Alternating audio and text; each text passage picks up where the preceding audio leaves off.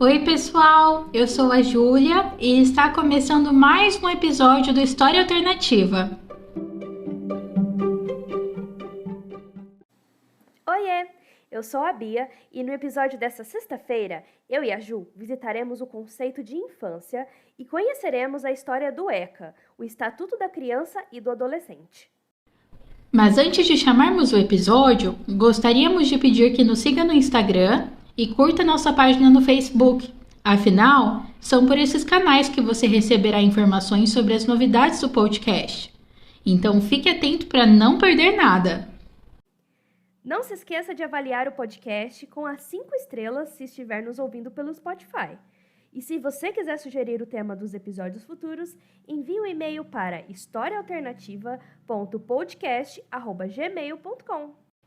Dados os recados, vamos para o episódio? Continua com a gente depois da vinheta.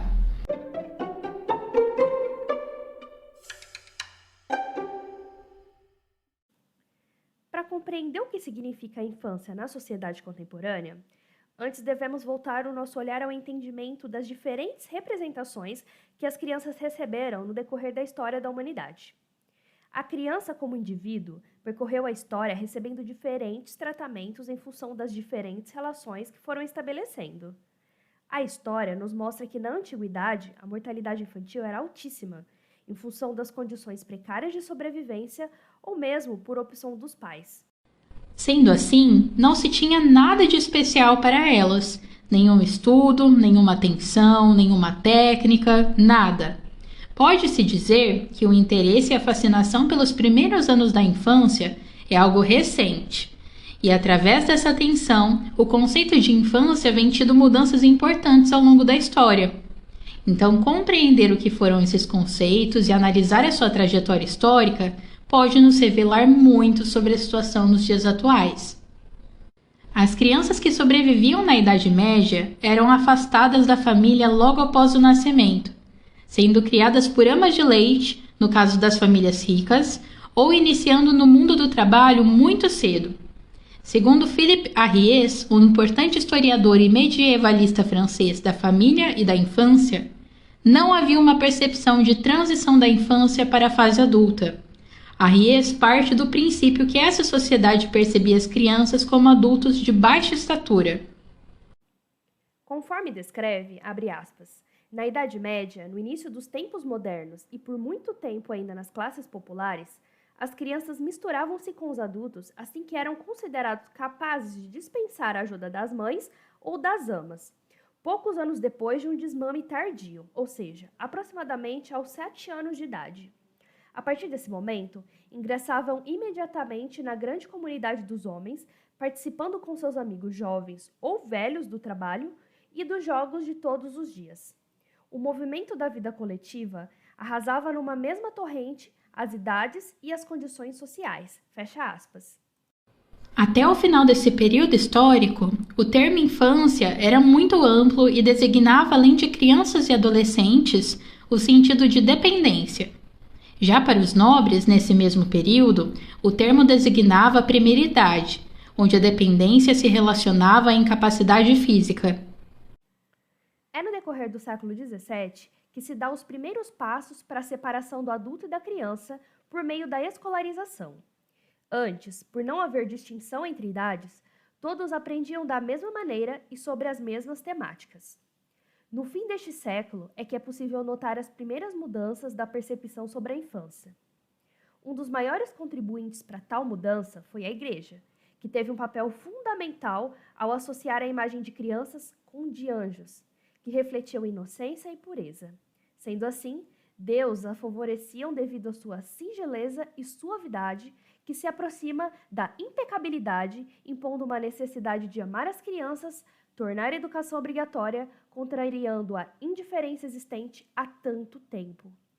O fim deste século foi considerado um marco na evolução dos sentimentos em relação à infância, onde começaram realmente a falar a respeito da fragilidade da criança, suas peculiaridades e a se preocupar com a formação moral e construção da mesma.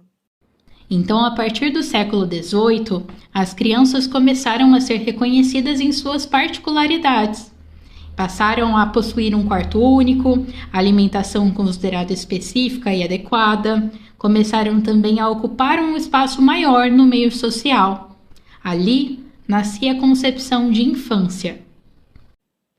O Brasil é um país com uma grande população infantil.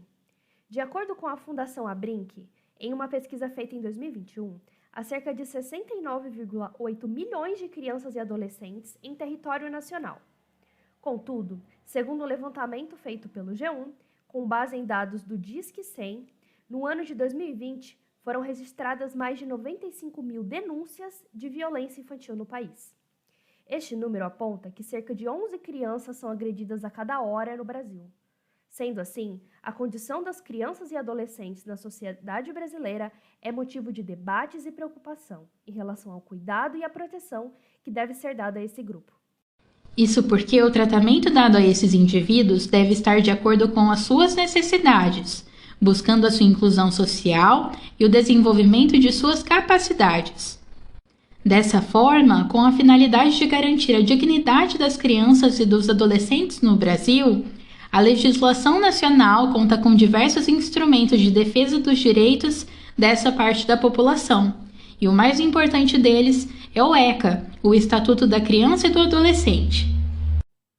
Até o século XX, o Estado brasileiro não possuía preocupações em relação à realização de políticas voltadas ao cuidado e à proteção especial da infância e adolescência.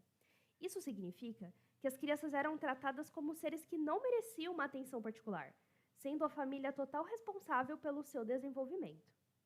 Até a elaboração do Código Criminal do Império em 1830, as ordenações filipinas, Código Civil da época, determinava a imputabilidade penal, responsabilização por um ato criminoso, para indivíduos a partir dos 7 anos de idade. Ou seja, havia uma visão punitivista do Estado em relação às crianças e aos adolescentes, e não de auxílio.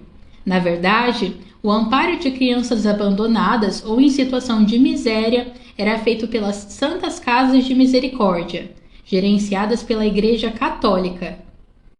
Podemos dizer que a conquista dos direitos das crianças e dos adolescentes no país ocorreu na primeira metade do século XX. Isso porque, apesar de o decreto de número 1313 de 1891 ter determinado a idade mínima de 12 anos para trabalhar, ele não foi cumprido e nem efetivado. Assim, essa conquista ocorreu em 1926, quando foi promulgado o primeiro Código de Menores, popularmente chamado de Código Melo Matos, que regulava sobre as crianças e adolescentes como indivíduos incapazes e necessitados da tutela do Estado. O Código determinou medidas de assistência e prevenção para esse grupo, especialmente em casos de abandono. O documento também estabeleceu regras infracionais para as crianças e adolescentes, estabelecendo medidas punitivas com finalidade educacional para indivíduos de até 14 anos de idade, e punições com responsabilidade atenuada para jovens entre 14 e 18 anos. Nesse sentido, o Código de Menores não enxergava as crianças e adolescentes como seres portadores de direitos próprios, não possuindo preocupações em relação ao desenvolvimento e autonomia destes indivíduos. O desinteresse do Estado brasileiro e a forma como o Código regrava sobre a infância e a adolescência era marcada pela visão da doutrina da situação irregular, em que o Estado se mostrava rígido em relação às medidas repressivas. Essa doutrina enxergava as crianças e os adolescentes considerados em situação irregular, ou seja, fora dos padrões sociais de comportamento, como abandonados ou infratores, como indivíduos problemáticos. Assim, a lei distinguia-os de maneira discriminada e pejorativa, identificando-os como vadios, mendigos e libertinos. Com isso tudo, esse período foi marcado principalmente pelo endurecimento de medidas repressivas contra jovens infratores, resultando na sua segregação da sociedade. Isso se dava por meio de instituições como a antiga FEBEM, a Fundação Estadual do Bem-Estar do Menor. Naquele momento, não havia espaço para um debate mais sensível sobre as diversas questões da infância e da adolescência. Como consequência, de maneira majoritária, as crianças e jovens de baixa renda terminavam encarcerados pelas más escolhas de vida. Inclusive, o próprio termo menor era usado pejorativamente.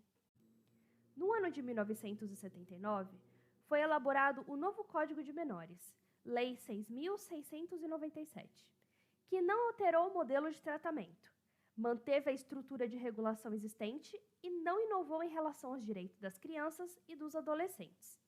Assim, o primeiro rompimento com a doutrina da situação irregular aconteceu somente com a promulgação da Constituição Federal de 1988, que em seu artigo 227 determina a prioridade da proteção dos direitos fundamentais das crianças e adolescentes. Impulsionado pela Constituição de 1988 e pela Convenção sobre os Direitos das Crianças, elaborada pela Organização das Nações Unidas, a ONU, em 1989 e aprovada no ano seguinte, o ECA passa a vigorar no país a partir de 1990, definindo como criança toda pessoa de até 12 anos de idade incompletos e adolescente as pessoas entre 12 e 18 anos de idade. Além disso, determinou a efetivação dos direitos referentes à vida, à saúde, à alimentação, à educação, ao esporte, ao lazer, à profissionalização, à cultura, à dignidade, ao respeito, à liberdade e à convivência familiar e comunitária.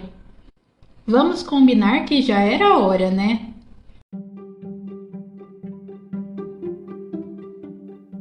Obrigada por ter ficado até aqui.